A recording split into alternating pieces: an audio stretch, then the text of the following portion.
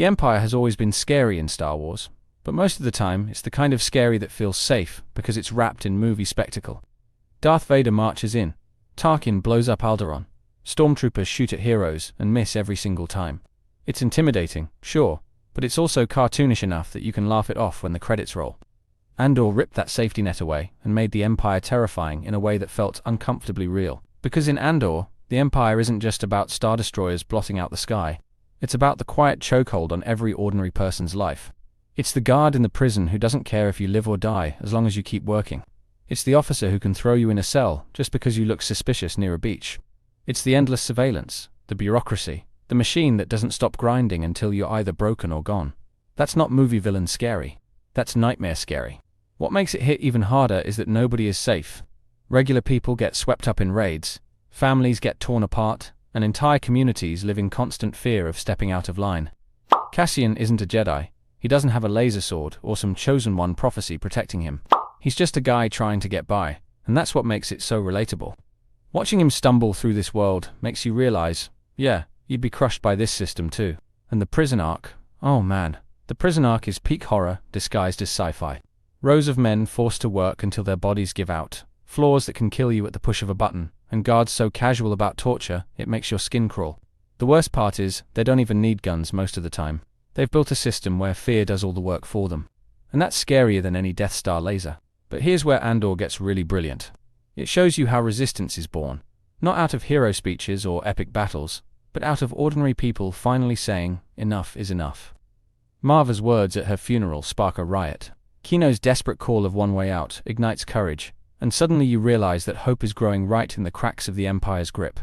That's powerful, that's cinematic, and that's the kind of Star Wars we didn't know we needed until now. In this video, we're going to break down why the Empire felt more terrifying in Andor than it ever did in the movies, how the show stripped away the shiny armor and exposed the suffocating machinery underneath, and why that grounded portrayal might be the best thing Star Wars has done in years. By the end, you'll see that the Death Star was scary, sure, but nothing compares to the quiet horror of an Empire that makes fear itself the weapon. When we think about the Empire, most people imagine the Death Star blowing up planets or Darth Vader choking officers in meetings. It's the big flashy stuff that grabs your attention. But Andor asked a different question. What does the Empire actually look like in the daily lives of ordinary people? That's where the real fear creeps in. The show takes away the spectacle and gives us something quieter, something more unsettling.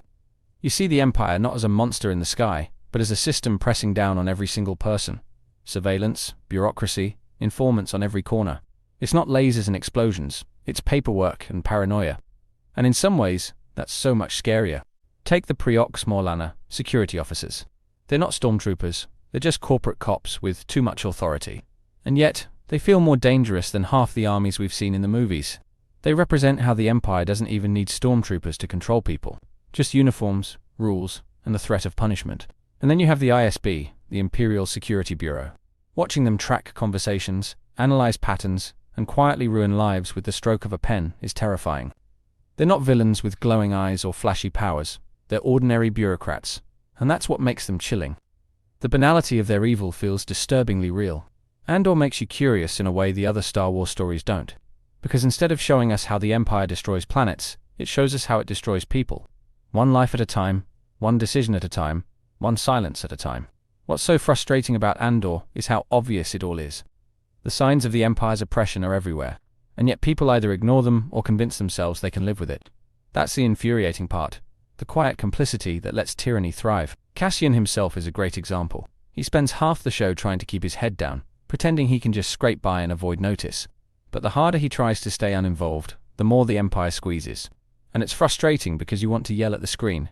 You can't outrun this. You have to fight. But that's exactly what makes his journey so powerful. It's not just about battles lost. It's about lives drained of meaning. People aren't dreaming of rebellion. They're just trying to survive. And that survival is painted with constant fear. Take Marva, Cassian's adoptive mother. Her story is heartbreaking because she represents so many ordinary people who wanted to resist but grew too tired, too sick, too worn down by the weight of oppression. And yet, even in her decline, her final words ignite rebellion. That mix of sorrow and inspiration is devastating. Then there's Kino Loy in the prison arc, a man who finally finds hope, who finally leads others to freedom, only to reveal he can't swim. It's one of the most crushing moments in the entire franchise. His sacrifice, his leadership. It all builds to a personal tragedy that you can't shake. The Empire didn't just imprison him, it robbed him of the chance to escape. Even Mon Mothma's storyline is steeped in sorrow.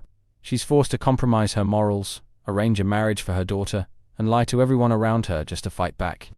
Her rebellion isn't just political, it's personal, and the toll it takes on her family is heartbreaking. That's the kind of emotional depth we rarely see in Star Wars. Andor's sorrow is that it shows how oppression doesn't just kill people, it breaks them long before death ever comes. It's a slow suffocation that leaves scars, even on those who live. For all the despair, Andor also delivers moments of pure awe, not through flashy lightsaber duels or massive space battles, but through the sheer power of human defiance. The spectacle isn't in the explosions, it's in the courage. Think about the one-way out prison escape.